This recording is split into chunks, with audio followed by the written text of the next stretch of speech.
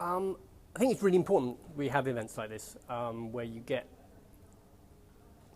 different perspectives on the problems and the solutions as well. That quite a lot of what we've discussed so far has been about measuring where we are now, where we're coming from, how things are changing, because a lot of the policy decisions, I think, you can't make in a vacuum. You have to see how things are changing.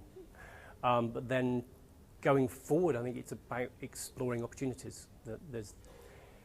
I don't think any sort of consensus about the solution. There's somebody mentioned this morning about there being no silver bullet, which is true. But there's a lot of potential solutions out there, and some of them will be more successful than others. And it's down to individuals to take those risks and to get the support they can from government, from the unions, to look at the way we want to see quality journalism develop. That I think you've got a disconnect between what people want from journalism rather than looking at the way we've done it in the past and looking just at the structures that we've got, the jobs that we do, the way we describe ourselves.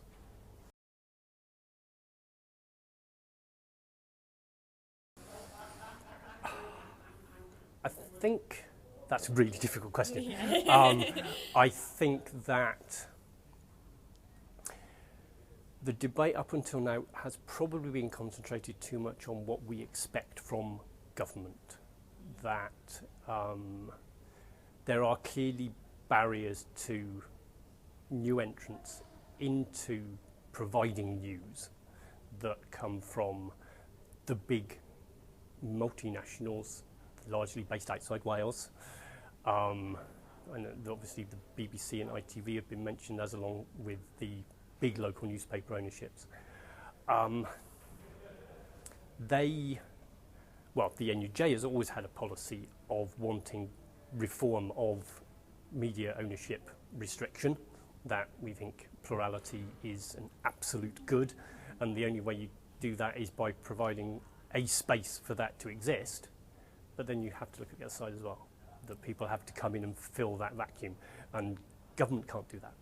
That you can create the space, but you then need to move forward and talk about how to support individuals to take the risk to actually set themselves up, see if what they think may work actually does work, and be prepared for failures along the way.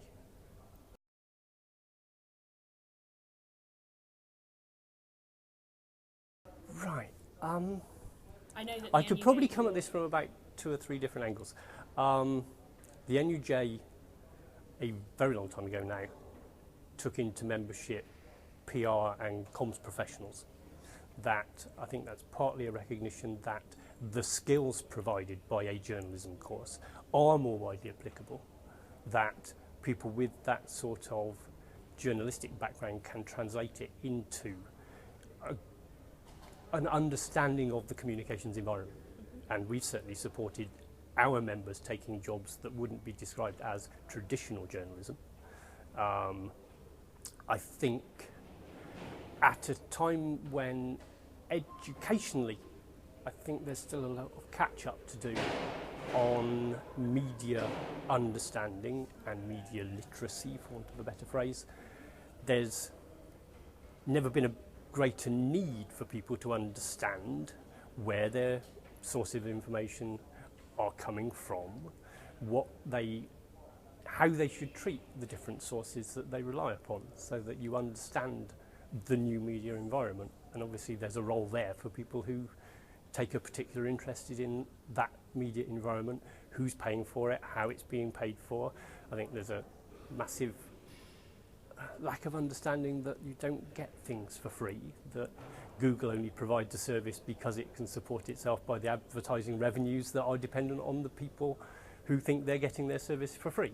That it's an evolving situation, but I think it's going to be more and more important as we now have access to sources of information from all over the world at our fingertips, and understanding which of those you can trust and how you balance out views from different perspectives is going to be massively important.